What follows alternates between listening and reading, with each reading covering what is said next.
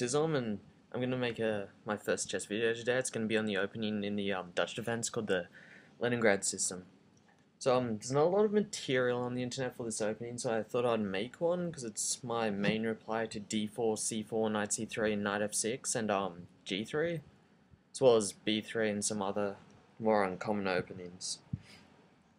Basically, starts off usually with d4, f5.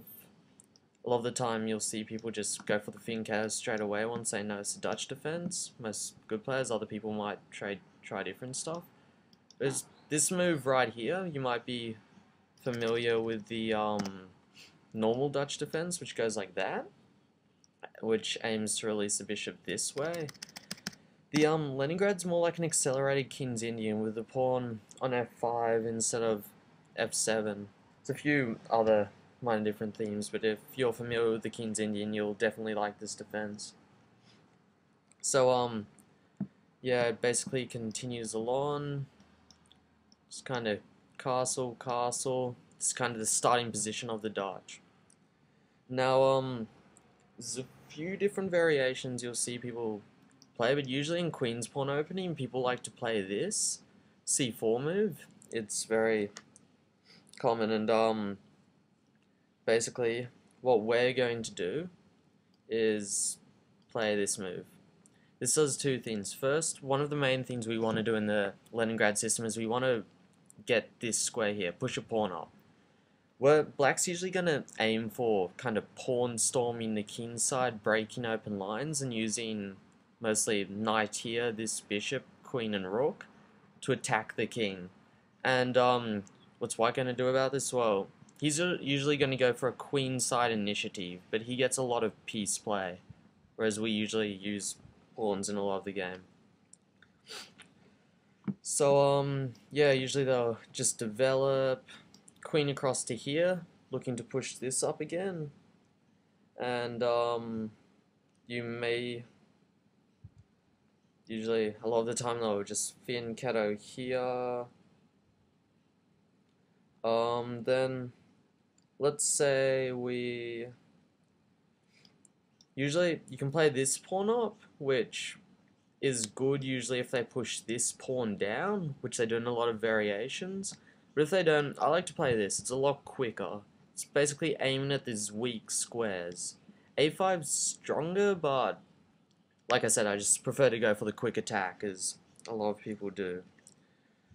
So yeah, from here, well, White has a couple of different options. A lot of the time, obviously, they're just going to develop this bishop. We'll play this pawn up. You always want to look to do this when you can. And they're going to take, we're going to take back. Now we have this here. And this is entering into a very important part of this, which is the Dutch lance. An example would be continuing from here, e4. Now, lots of players think that Black wants to play e4 himself to kind of kick this knight around and annoy him a bit, but that's not actually what we do in the Leningrad. This is called the Dutch lance, and what you do is you push f4. We're trying to remove this key pawn.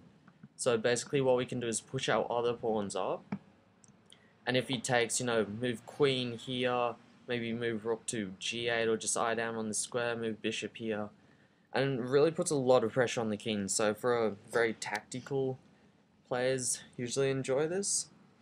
And yeah, it does a lot of stuff. So it activates the rook on f8, it clears the diagonal for the bishop on c8, it constricts the white king side, and also really frustrates White because he wants to open this e file, because that will help him out, because it will give him a lot of lines on the king side where the king's a little exposed, if that happens. Otherwise it's fine. So gf4, this is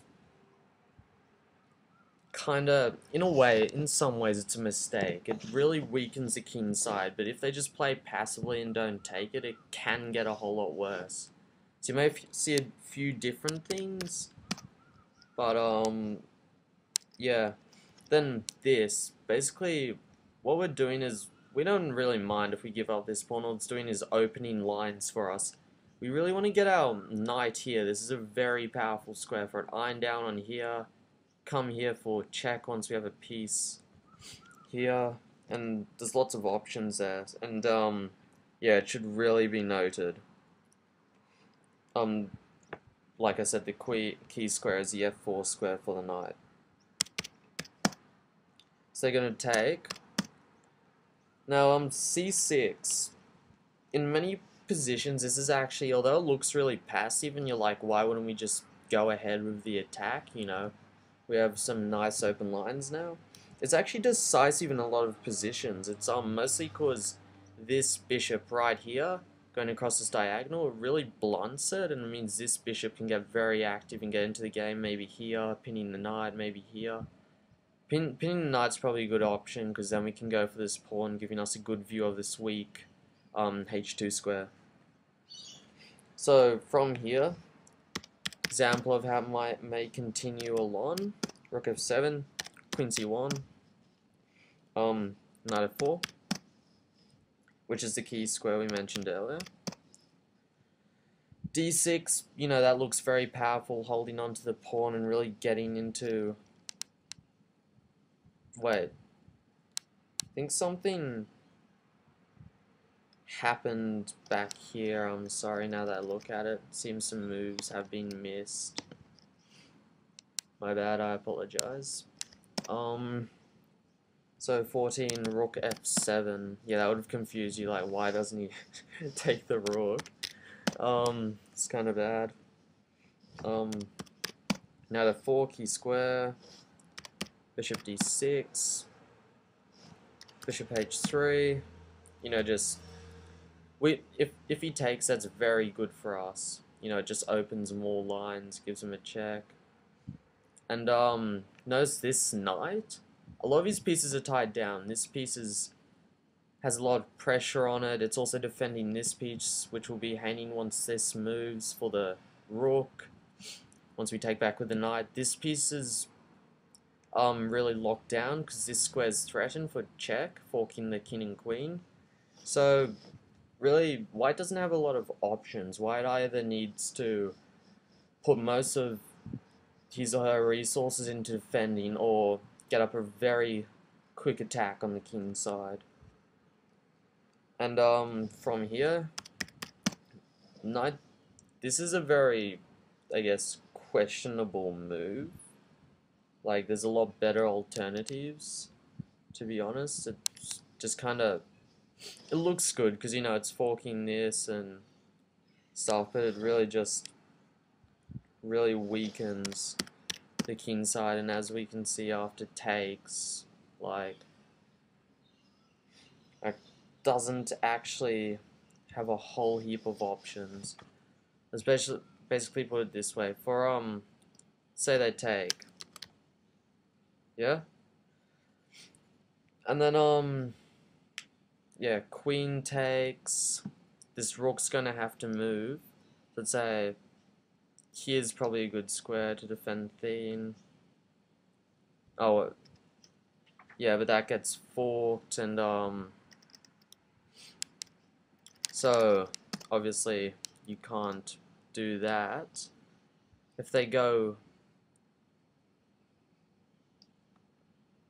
here, then obviously bishop here looking for the discovered check, and then just move queen up, and very quickly it puts a lot of pressure on the king side. So we'll go back through this. Basic Dutch, there's a Leningrad, castle. These two moves right here, I'll go back, are thematic. Knight there is capture thematic. Just as quick, that knight move and the bishop move are also very thematic. This quick pressure on the king side is mostly what you're aiming for in the Dutch Leningrad. And that's all I'm going to do on this today. Hopefully I'll do some videos on some of my other favorite systems soon, and hope you enjoyed this, hope you learned something. Maybe you can employ the Leningrad in your own games, which I'd like to see, because it's not very popular at lower level. I like to see a kind of surge in the activity for it. Hopefully see you next time.